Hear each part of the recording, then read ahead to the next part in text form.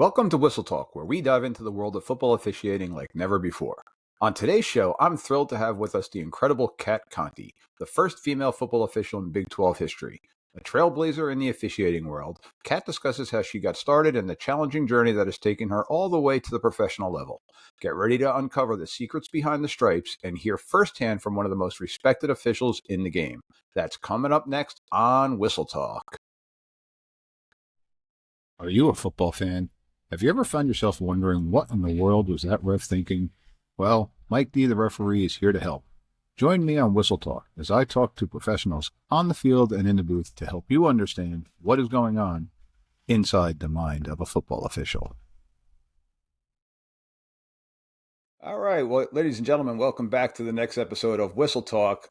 Today I got the honor and the privilege to have with us she was the first female official in the Big 12 conference of the Power 5 conferences in Division I football. I have Kat Conti coming to us all the way from California. With that, I'd like to say hello and thank you for joining us today. Hi, Mike. So glad to be here. Just thanks for reaching out. And, I love your purpose for the show of just spreading the word about officiating and potentially getting people interested and really kind of, pulling the curtain back, real talk, real whistle talk. I love it. Yeah, absolutely. Absolutely. So, Kat, you are, for me, a big privilege to have on my show. You are the first female official that I have at the Division I level that I've had the pleasure of talking with, and pre-roll, we were just chatting about some of the different things and some of the different roles. So, if you don't mind, going back to what got you into this journey? I mean, you've got an impressive journey already. Where did you start from? What were your grassroots like? Yeah. So, I don't know how many times I've told this story, but the good news is it doesn't change, so I don't have to make it up. I, I graduated from a small college in Santa Barbara and everyone was going to do these great, awesome things. And I had student loans to pay off. So I was going to go home and get a job. And, but I got tired of telling everybody that because my life sounded very boring. And so, in college, most people kind of knew that I was a fan of watching football. And so I started lying to everybody for my own entertainment and telling them that I was going to move to San Francisco and be a yard marker for the 49ers. And, I didn't even know what it was called, right? A yard marker. I was talking about the chain crew, Yeah. right? And everyone goes, really? And I said, yeah, I would always follow up with, oh yeah, those old guys in the orange vest, like I'm totally going to do that. And this, I know you're old enough to remember, some of your listeners may not be, but this was before the internet, before cell phones, 1997. And I said, yeah, I've made some phone calls, written some letters, like look for me on TV next year. So that's how I left college. So cut to, I go home. I do just kind of get a job. I'm, waiting tables and working at a sports bar.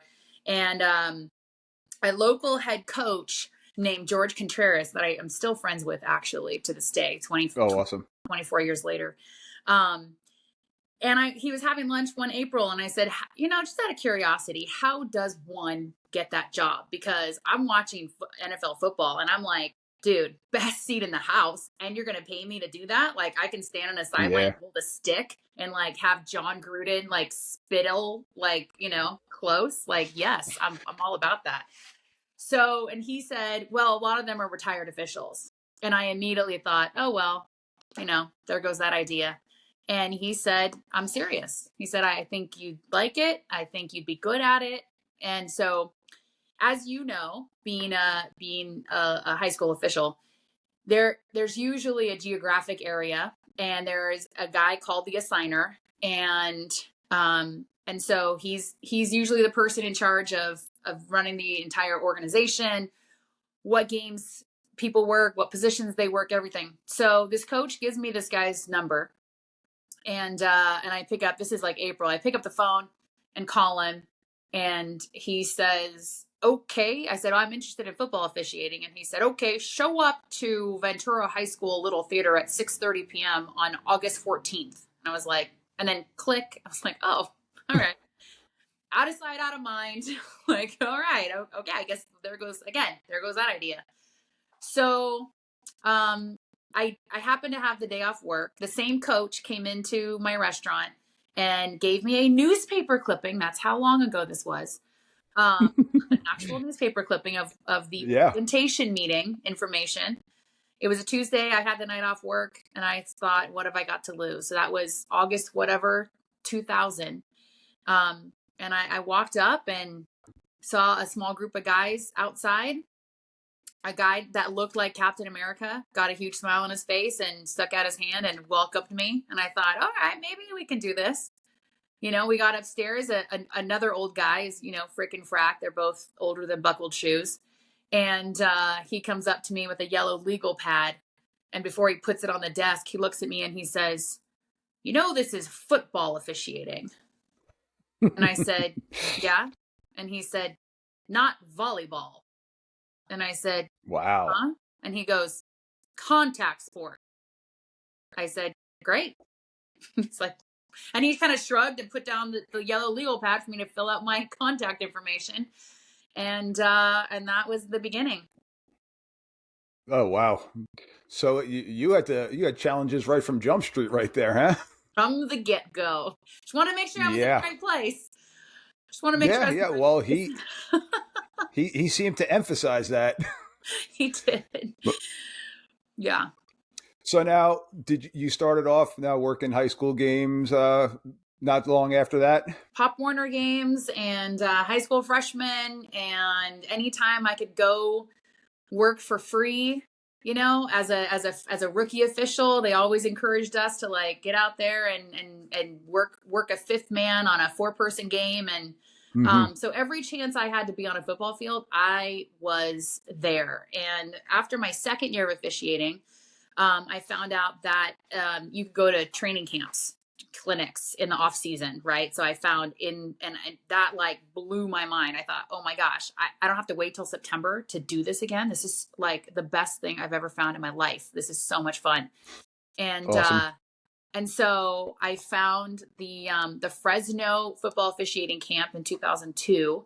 Met the late Ken Rivera and a bunch of other and again, like it blew my mind that people that I now can see on TV are standing next to me, instructing me, helping me, guiding me. Division I officials, NFL officials, Verl Sorg, the Pac-12 supervisor at the time. All of these huge, huge influential people are like here, helping, giving back.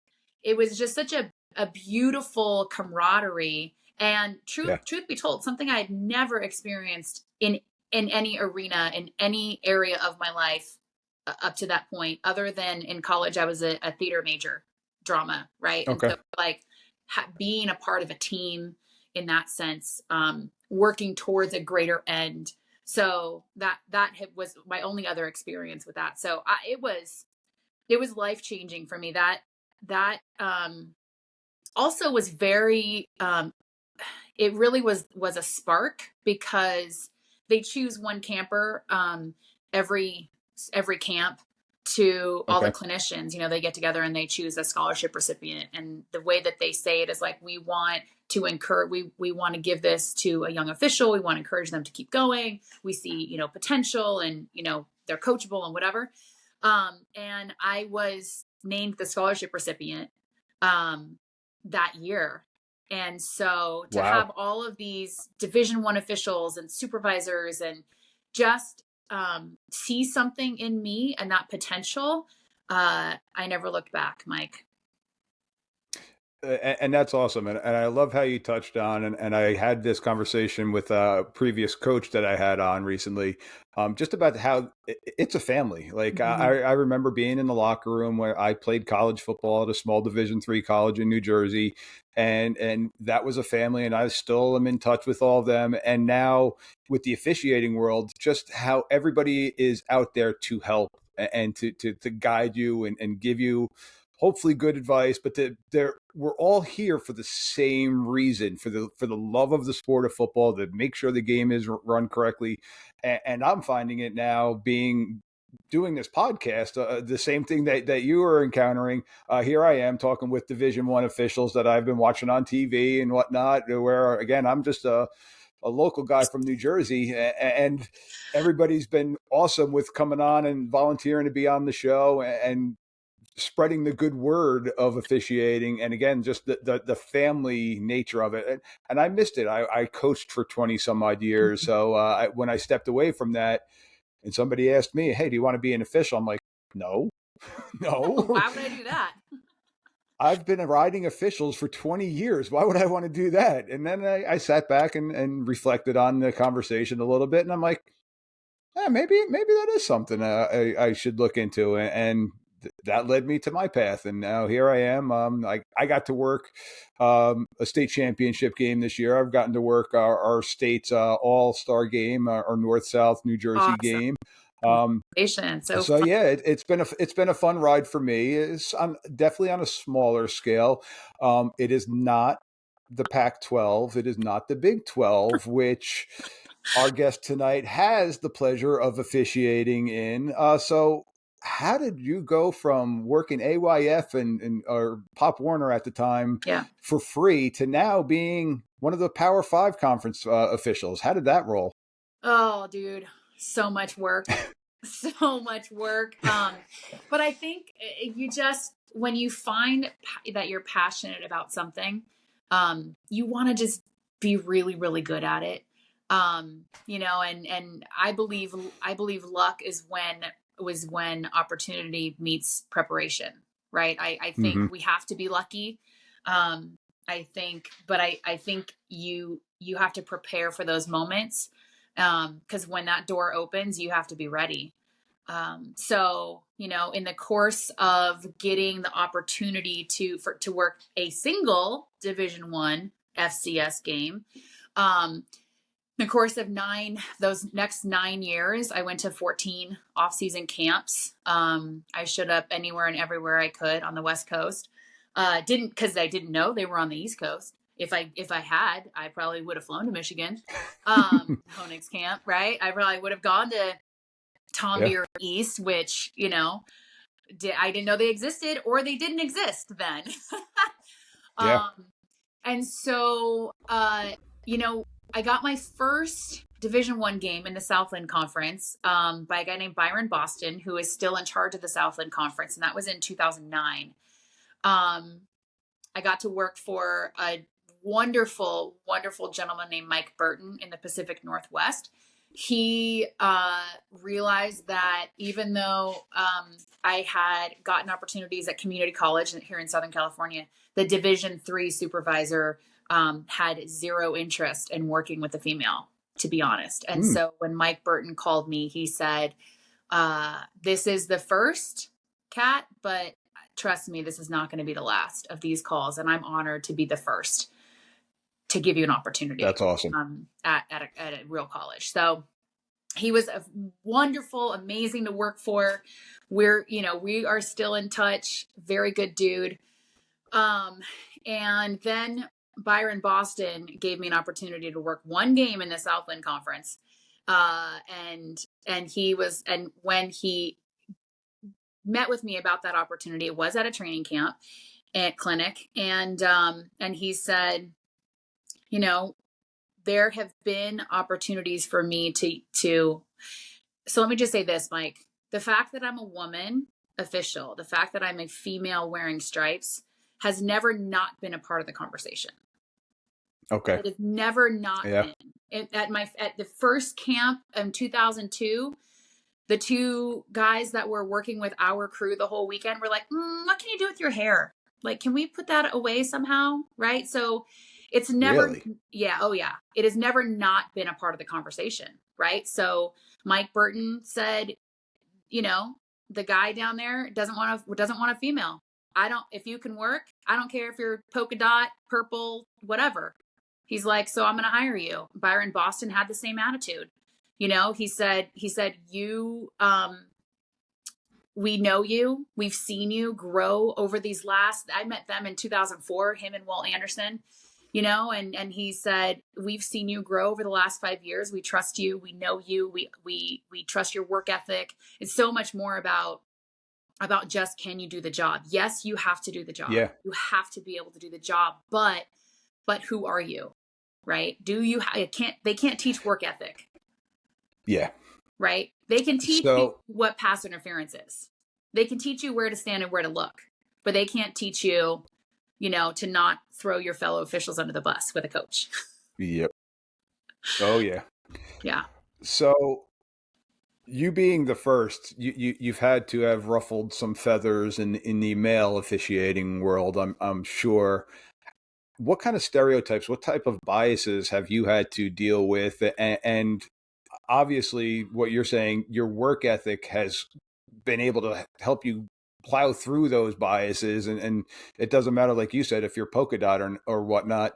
If you could do the job, you could do the job. But like, what kind of hurdles did you have to face?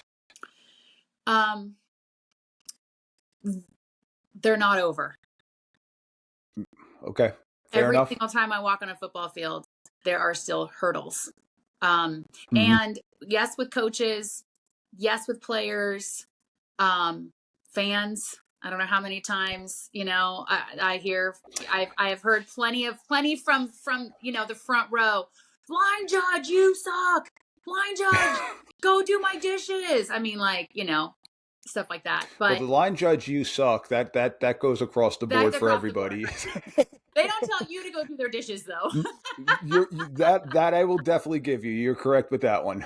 But they, and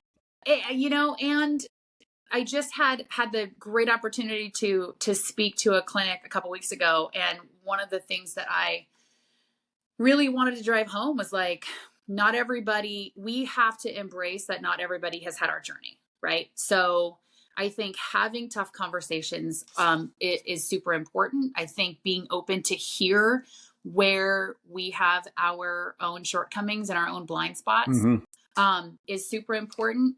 I know there are things that I don't understand about, being an official of color. I don't, right? I don't know what Yep. those challenges are.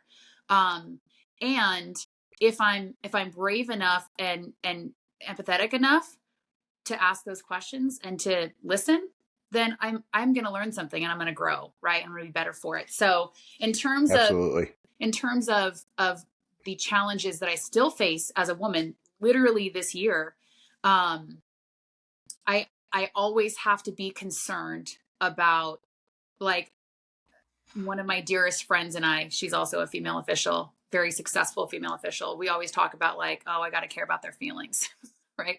You don't think that you have to because y'all are dudes, right? But I do have to care as to whether or not one of my crewmates is going to be uncomfortable with me in the locker room, just my presence, right?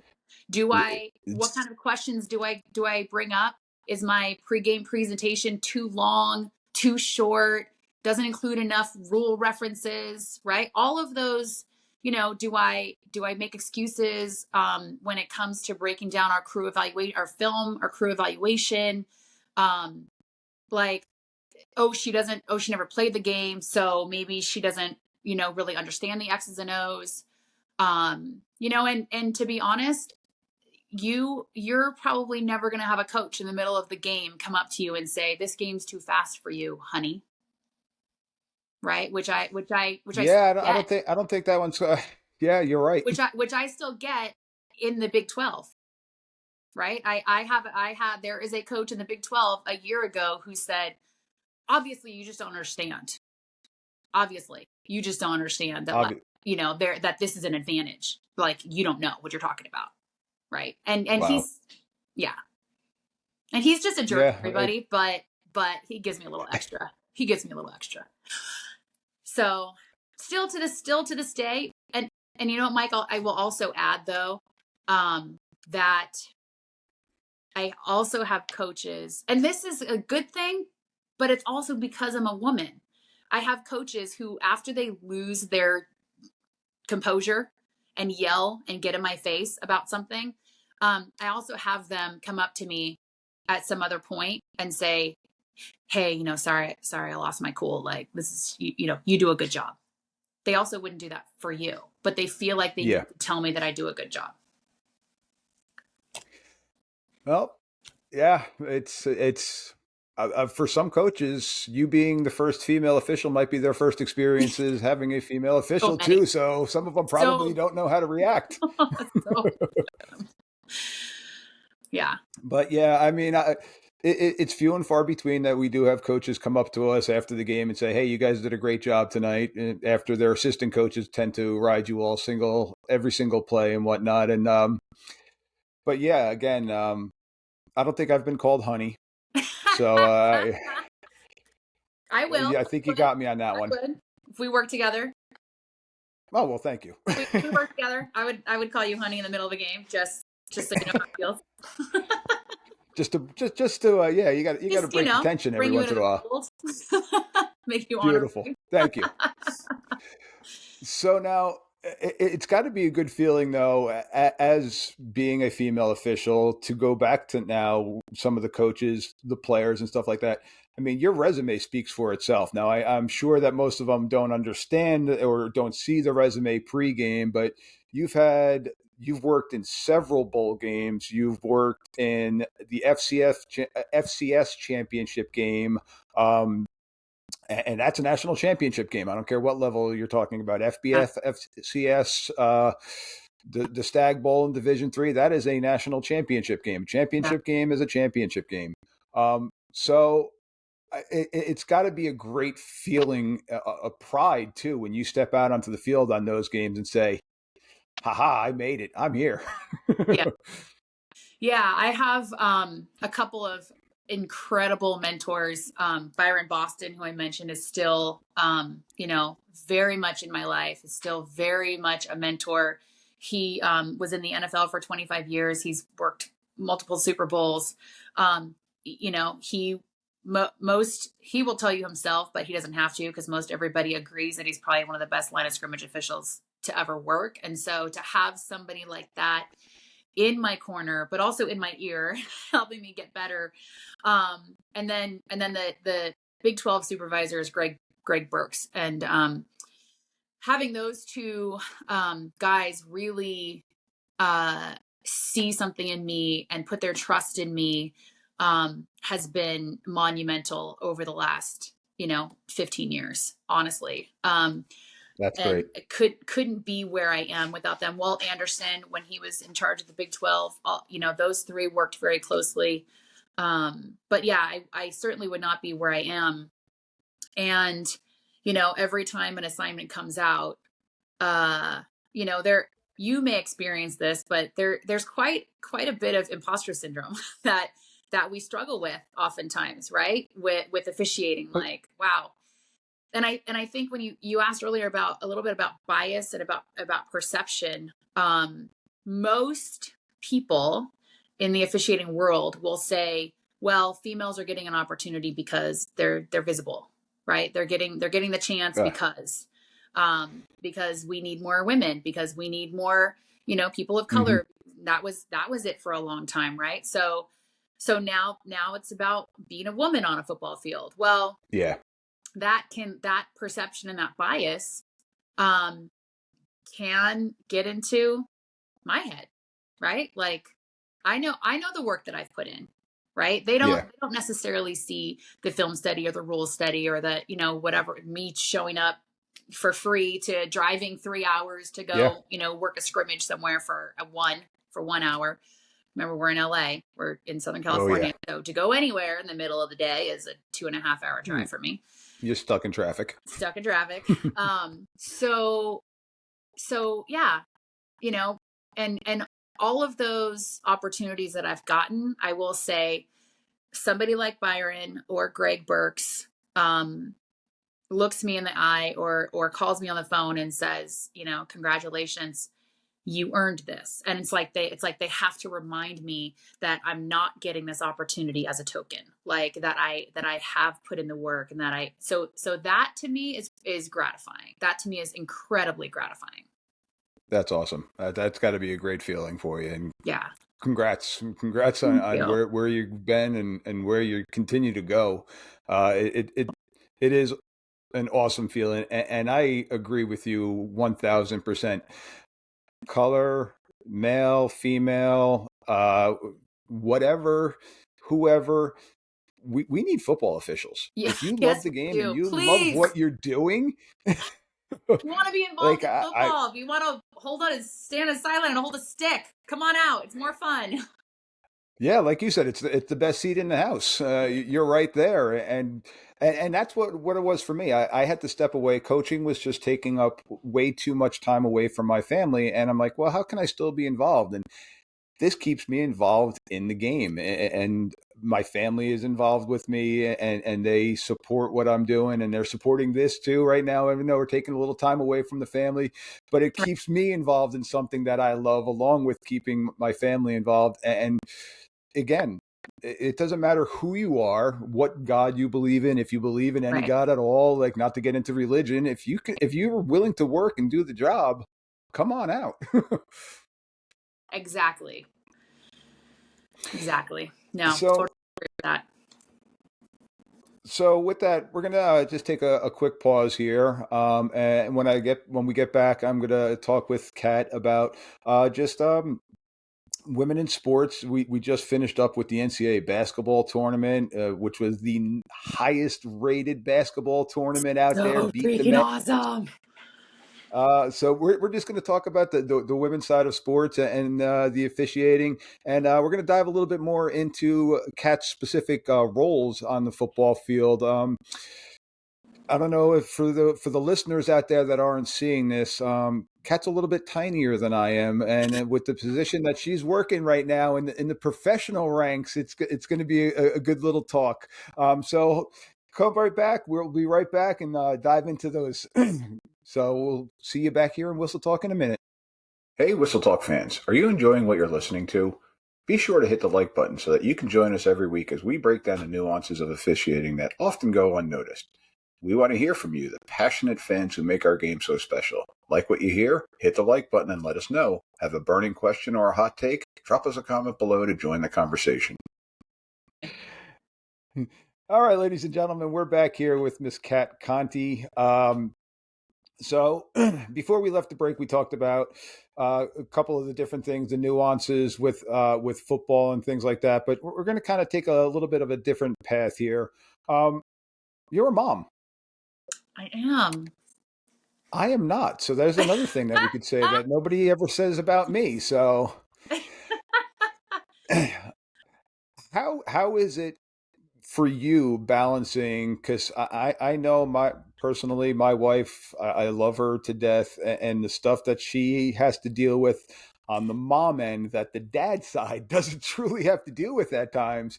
How is that for you with your busy schedule, with the study time and the travel time? How is all that working out?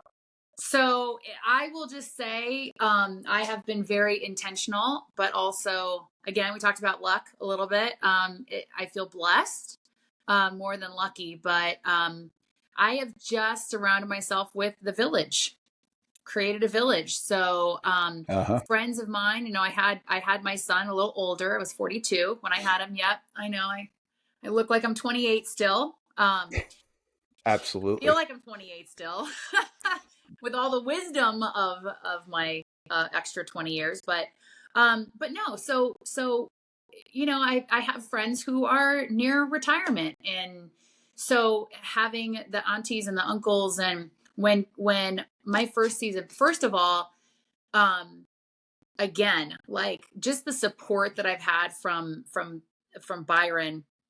I called him in July to tell him that I was pregnant. It was right before our summer clinic, and I was working in the Southland for him. And he said, "Okay, well, I mean, then we can put you in the replay booth for the year."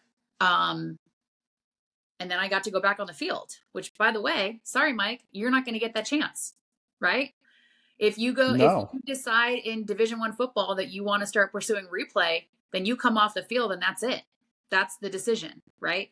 So the I did not having know that. Yeah, so having the benefit of being able to spend a year in the replay booth, um, learning the game from that perspective, I think has been just a phenomenal perk. Uh, Okay. so I had my son, and he was 9 months old when the next season rolled around.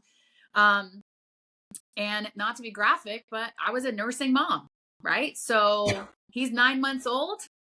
I just invited somebody different every week, or some of my friends came to 2 or 3 games. We've got a 10-12 week season.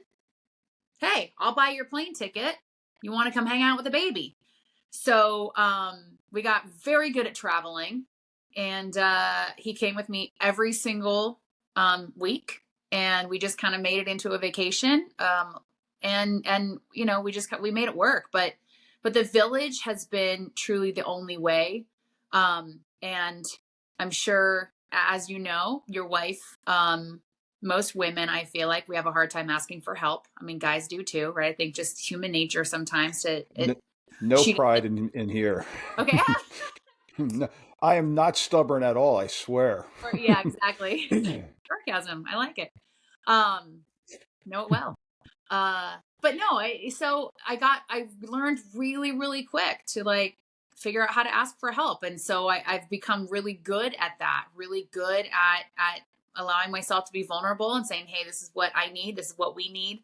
This is what, and so we have this amazing just group of people who have become our chosen family, not necessarily blood relatives, but none of them are blood relatives actually. Um, but no, so balancing that, I haven't yet. He's just starting to play his first sport, which is baseball. And so this is going to be the first time this spring. Hey, there you go. I got on the So baseball sweatshirt right now for my son's team. so this spring is the first experience that he and I are having that I'm missing anything. I haven't had to miss any Okay. of his stuff yet. Because of football. I think Yeah. so that is going to be a particular challenge that I have heard from mentors, um, that you make that choice, right? And you have to make that choice to miss your son's Friday night light games, when he's the starting quarterback at, the high school. You have to miss his games because you're getting on a plane to go work your own game. And as Hmm. it's so I'm not looking forward to crossing that bridge, but I know that Yeah. that's kind of part of the deal. So I think preparing that and officiating and getting to, oh gosh, there's just so many opportunities that he's gotten. He doesn't even know. Trust me, I am keeping all of the digital images. I'm going to put a montage together Nice. when of all the places that he has gotten to go. He has been, on the field at Allegiant Stadium in Las Vegas like 5 times, like running Oh, around. wow. So it's like things like that. I'm like, bro, come on. Like he's got a picture with all of the UNLV cheerleaders. Like who gets to do that? Nobody gets to do that. So, That's terrible. so I Terrible. know, right? I'm trying to be a good mom here. Like, geez. No, actually, and you kind of just led into my next question of does he truly understand what's going on? He's No, still at the young age. yeah. But the best part was a year ago. Is it a year ago? Was this last December? I can't remember, but it was probably like this last December. We were sitting at home on our couch, and I had a football game on. I think it was a year ago because he's pretty smart. So he's like 3 years old, about to be 4, and we're sitting on the couch watching a NFL game, playoffs or whatever. And he looks at the TV and he goes, "Mommy, where's you?" I said, "I'm here next to you. I'm here. This game is happening right now. I'm here." But he's used to like every time he watches a football game, everybody who's with him is like, "Oh, look, there's mom, there's mom, there's mom." So he's used to when a football game is on, it's because I'm working it. Gotcha. That's got to be pretty cool. And as a football fan growing up myself, he's a lucky guy right there, that little dude. Yeah, hopefully he'll figure it out soon. We're males. It takes us a moment or two. Understood. Understood. So now, I kind of touched on it a little bit before. I'm 6'3". I'm a former offensive lineman myself. Nice.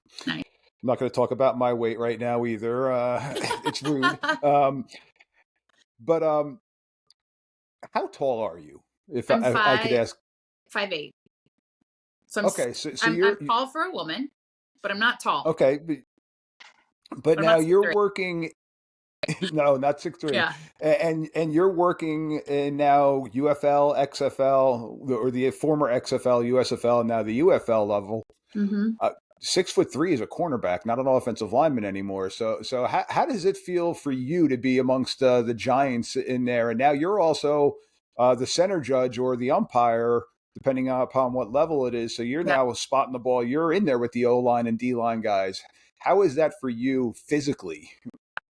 So what I love about the mechanics is they really, the NFL has really stressed, especially with Walt Anderson at the helm, um, has really stressed moving with purpose. So they don't want us moving a whole lot. They Yep. want, obviously science says that if you're not bouncing up and down, your eyes can focus better. Shocking. So they don't want us moving a whole lot, which is nice because now we set up, especially in the middle of the field, the referee and the umpire, they set up in a position where ideally we don't really move. We don't have to move Hmm. to get out of the way. Even if the quarterback scrambles, we're 15 yards behind the snap. Even a shotgun quarterback scrambling, or if a left tackle is blocking and blocking and blocking and blocking, they're not going to make it all the way back to 15 yards from where the Yeah. line of scrimmage. So in that respect, feel much safer than I did when I worked center judge about 10 years ago, because we were much closer back then. And I did Yep. almost have a quarterback run behind me one game. And I was like, oh, snap. Oh, my God. Oh, here we go. Right. And so I was like, oh, no, my goodness. Right. Well, Um, when the quarterback's running, somebody else is usually chasing them. So oh, trust me, on the sideline as a line judge or a headline judge, uh, the worst play, quarterback scrambling and still behind the line of scrimmage so he can throw yep. it. So I mean, that's the worst play for a line of scrimmage official by far. It's my And, night. and for the listeners that don't understand that, her job is still to hold the line of scrimmage and make sure the quarterback is behind the line of scrimmage, while also looking at 9 other things, including 21 or well, probably 11 other large human beings looking to go get that scrambling quarterback and not knowing if they're going to run or drop back to throw again. So yeah, that's a fun one. And then ruling also if he does decide to throw it before he goes out of bounds, whether or not the Oh pass was yeah. caught 8 yards downfield. So yay. No, but really, come out and try it. It's really fun. Um, It it's is. hard. It truly is. Fun. But you know what is, I just said to my side judge, we just had our first UFL game this last weekend. And I just, during one of the media timeouts, I went over to him and I just said, why is it that very, very large humans are the biggest crybabies? Why? I don't understand. Like, come on, guys, suck it up, right? So I think the mom in me also, I was a teacher for some time. So I think that part of me comes out when I'm dealing with them, because I'm like, first of all, y'all children, y'all just baby boys, right? And you're trying to be tough, you're trying to be big time, calling each other names, all that stuff. Don't have patience for it. Stop talking. So I will definitely like put on my mom voice, very much so. And, even players, so I thought this was very interesting this last week, even players that are jawing at each other after a play, I'll get in between them and just be like, no, no, no, no. Right. Just like I do with my kid. Absolutely Yep. not. Right. And so at least 2 times in this last game, after the fact, that player would come up to me and be like, sorry, Miss Ref. Like, I'm trying to be better. I'm trying not to get personal fouls. Da da da. I had to tell one player this last week. He goes, I'm trying not to, I'm trying to like still be competitive, but not get in trouble. And I said, well, let me just remind you. I said, if you get in his face, I said, even though you're not hitting him, you get in his face and you instigate and he decides to smack you. I go, you're actually the instigator. He's like, oh, for real? Man, he was like, I'm like, dude, I'm trying to help you, Yep. my friend. I'm trying to help you not cost your team 15 yards. So I like it in there. Yeah. I prefer being in there because I love talking with the players. I love Yeah. being with them. Like I said, I was a line judge for a number of years before I moved back into the middle. So being the former offensive line, that's kind of Mm. where I feel at home and I could see the game a little bit better. Um, Now, being the line judge, one of the fun parts about being the line judge, which also can not be the fun part, is we got to deal with the coaches all the time. So, Oh yeah. how was that as being a female official? You mentioned John Gruden before. Did he? Do you hear him call what is his famous play? Why banana or whatever that all the impersonators talk about? No, I haven't. I'll have to look that up. I'll have to look that up. Oh yeah. That's pretty funny. No, I think dealing with coaches, it trust me, it has definitely been an evolution, right? Hmm. It is a big evolution. When you talk about like the arc of a character in like a movie, like that has been, I feel like I've had the odyssey of like my beginning, how do I talk to coaches, to like now, is I've had, whew, it's like a marathon. I have run a marathon in how I talk to coaches. Um, I think in the beginning, I felt like I had something to prove. I think like most new officials Okay. do. Um, one, one of my favorite stories happened, I think my second, maybe my third year officiating. Big JV game, under the lights, crosstown rivals. I'm on the chain side. So I'm with the visiting team. Hmm. And first quarter, the score is 6-7. And Ooh. I go introduce myself to this crusty old head coach before the game. Hi coach, how are you? My name's Cav. We work in your sideline, this game. And he's like, all right, Susie. Okay. Calls Wow. me Susie from the get, right? And so I don't pay it any mind. I'm like, whatever, crusty old dude. So now we're in the first quarter. Now we're in the first quarter, and the other team has the ball, and they run a play, a dive up the middle, right? I have, again, second year officiating, literally no idea where the ball is. Yeah. Literally have no idea. There's a pile of bodies. They're in the middle of the field, right? So my other official, who is not a second year official, finds a spot. He lines up, and it results in a first down. So as I'm moving the chains, this crusty old coach comes up to me and he stands next to me and he goes, oh, so is that how it works, Susie? You just go where he goes? And I Oh, said, actually, coach, I was going to give them another 3 yards. And he, great answer. and I didn't, I think that was my honest, I think that was the truth. I actually had to readjust and come back to his spot. But he Yeah. looked at me sideways and he cracked a huge grin on his face. And he's like, all right. And that was it. And then like I had won him over. And so, when I talk to young officials or even old officials, right? I always say, number one, when you talk to coaches, use what you have. Right. Yeah. I have definitely, in my younger days, I don't do this anymore, but in my younger days, if there's a defensive coordinator who just cannot figure out how to get off the field and get out of my way and stay out of the restricted area, if I have to talk to him every single down when they're on defense, at some point, if I feel like I have the rapport, I have in the past said something to the effect of like, all right, coach, now I just think you're flirting with me. Right. I got to talk to you every play. Right. That doesn't always go over. And I don't say that anymore, Yeah. but, but you It, got to use what you have. You have to hmm. use your sarcasm if you can, right? You have to use your personality. I find myself smiling a lot until I have that jerk coach who's like, Yes. this is serious. And I'm like, yeah, you're right. It absolutely is, coach. Right. And so, No, so and you it's have not to that use you're what not you have. taking it seriously, but you're just trying to, you got to keep a sense of calmness about you, about what you're doing too. Yeah. I find myself in the middle of the field. I'm singing along to the band, and the kids are looking at me. I'm like, come on, you know it, especially Sweet Caroline. Come on, Yeah. so good. So Right. So that kind of Right. breaks the ice with them, and it makes the players feel a little bit more comfortable saying, Mr. Official, like you said, crying, I'm being held every single play. Right. But Absolutely. And I think one of the things in terms of dealing with coaches that I adopted at some point along my odyssey is I have to keep in mind, I think as officials, I think it's so important to keep in mind that their livelihood, feeding their family, paying their mortgage is reliant on their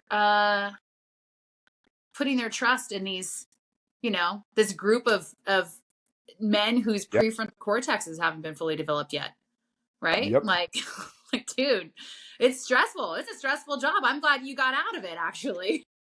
Right? It's about the wins and losses. 1,000%. It's about the wins and losses, and you're putting your trust in young men, teenagers, youths, whatever it may be, and the officials. So, and that's kind of where my perspective, I think, is a little bit unique from the other people that I officiate with. Is being the coach for 20 Mm, years, I've said some stuff that I look back on, and I'm like, what the heck was I thinking? And now I kind of can joke back with the coaches. I'm like, Coach, you need to come up with something better than that. I said that 20 years ago. Like, come on, you got nothing new for nice. me. Nice. And now See, you use I'm what still you coaching got. the youth. Oh, absolutely. I'm still Good. coaching the youth. So I just went to a coaching clinic not too long ago, and seeing all the coaches, they're like, "What are you doing here?" I'm like, "Well, you remember when you told me that that was a bad call?" I said, "I'm learning the game of football, so I could say to you, Coach, that was a bad call." And they're like, "Oh, yeah, that's not going to fly, is it?" I'm like, "No, Yeah. not really." Right. So, Yes. but yeah, that's great stuff. So the UFL, how is that? How is that going? Love it. Love it. It's Yeah. I love that it is the what The Rock said all last season. It's the league of second chances, right? All these guys are extremely talented, and now that the two spring leagues have become one spring league, the talent is even better because they took the best of two leagues, right? So Mm-hmm. if the talent is 50% better, there was a player, I think week 2 of the season, who did something unconscionable during a game. He like spit on another player, and Oh, right, and they cut him. They're like, you don't even belong here, dude. This is professional football, right? So yes. I do love, um, I love that the talent is better, the training is great. Like, oh my gosh, I have to pay to go to camps and clinics, right? But instead, you're actually, again, it goes back to like, wait, you're gonna pay me to go have game experience? Still, like, you get to like, I'm gonna be trained by the best in the business that are gonna look Yep. at my work and like give me feedback, and you know what I'm saying? And so it's just, as an official, we all feel incredibly lucky just to be on the roster, to get the extra work, to get the extra training, and the time. And I think one thing that's cool about it that doesn't happen in college is that I got ACC guys on my crew, I got SEC guys on my crew, I got, right. And so it's like you get to work with these people that you would never otherwise know, Yeah. right? And so And so that's yeah, awesome. last year my referee in the XFL was Jason Autry, and so what a fun group of guys that I got to meet, that I, again, would have never otherwise crossed paths with. And Hmm. he got there was a big game. He's worked all the big games, I guess, but like you said, like, oh my gosh, I'm seeing these guys on TV, not starstruck, but like, when he got rolled up under some people, like our group Yeah. text was going nuts, like laughing at him, like, but are you okay? Okay, you're okay. Great. That was hilarious. Like, did you see what happened to you? Um, so I think that's another really cool thing about like a spring league like that. Yeah, that's great. So now you're working year round, basically, huh? Yeah, but we do that anyway. True. True. We do But it now you're anyway. getting paid year round more. Now So I'm now getting come. that's a little another trip to Disneyland. Oh, that's You terrible. know. Oh man. And you got to work the Hula Bowl a couple years ago. Am I correct in Yeah. saying that? Yep. A couple So years ago, that was down in Orlando. it was, and trust me, I stayed longer, and and we went to Disney World. Absolutely. Now Kiddo there was came something out. a little unique about that game. Am I correct? There was. Yeah, it was Just a little bit unique. just a tiny minor thing. No, the NFL decided to pull together eight. There were actually eight of us, eight female officials, all collegiate level, all in the NFL's Mackey Development Program.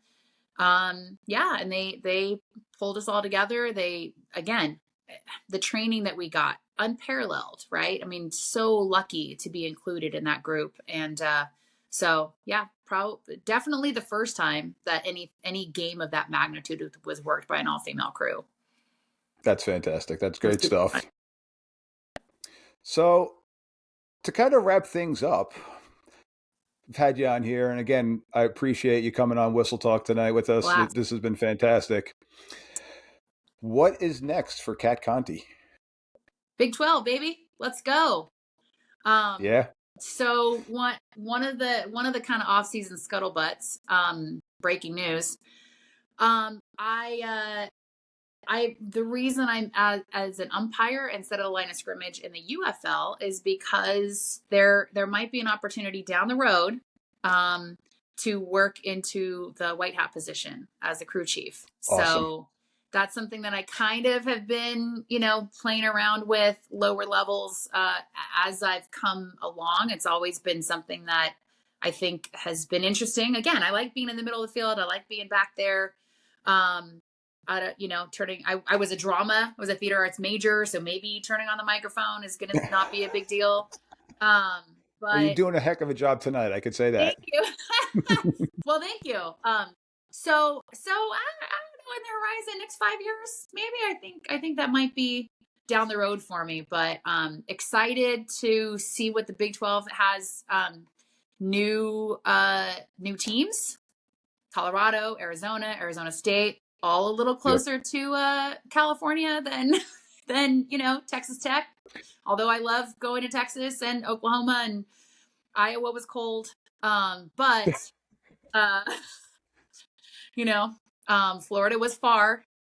But no, I'm excited for what the season holds, and Greg Burks is a great supervisor, great guy to work for, and yeah, just excited to just continue getting a chance to officiate football.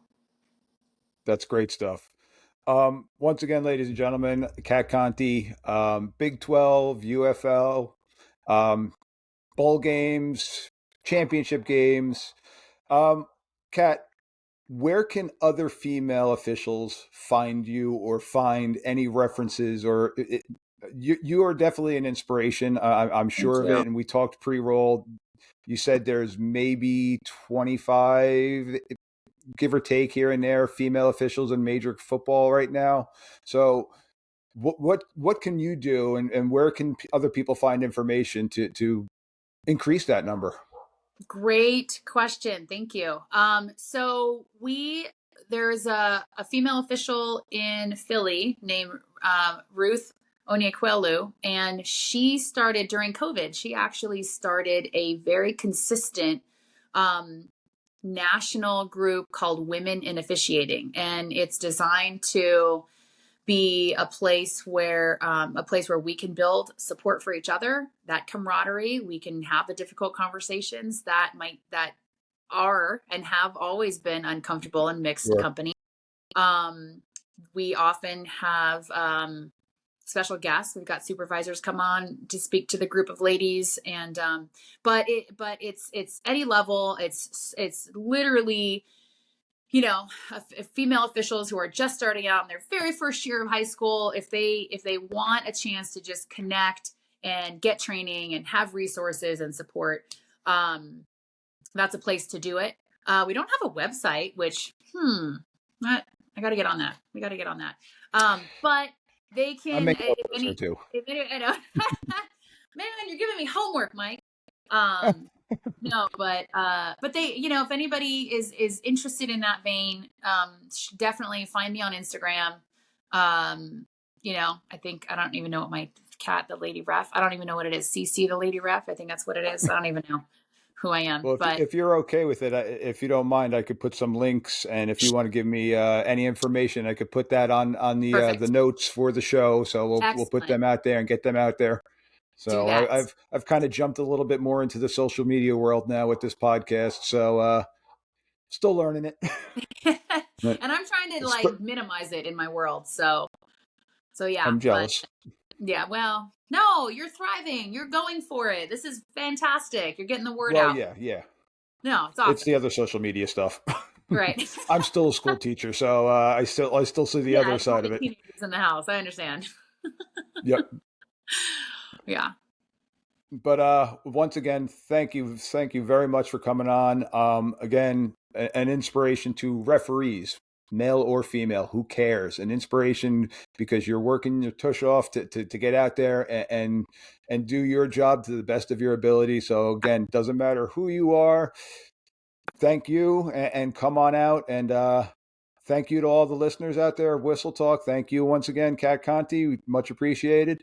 And hopefully we can keep this thing rolling. absolutely. Pleasure to be here, Mike. Keep going strong. Thank you. Thank you for tuning in to another episode of Whistle Talk, where we unravel the fascinating world of football officiating. If you enjoyed today's discussion and want to stay in the loop with the latest insights, be sure to subscribe to Whistle Talk on your favorite podcast platform. Stay connected with us by following Whistle Talk on social media, where we share behind-the-scenes glimpses, updates, and engage with our incredible community of officiating enthusiasts. Find us on Twitter, Instagram, and TikTok. Just search for the words Whistle Talk. Your support means the world to the show, and we'd love to hear your thoughts, questions, or suggestions for future episodes. Drop us a line through our website or message me on social media. I'm always eager to connect with the fellow fans and continue the conversation. Until next time, keep blowing the whistle on the untold stories and nuances of football officiating. Thanks for being part of the Whistle Talk family. This is Mike D, the referee, saying so long for now.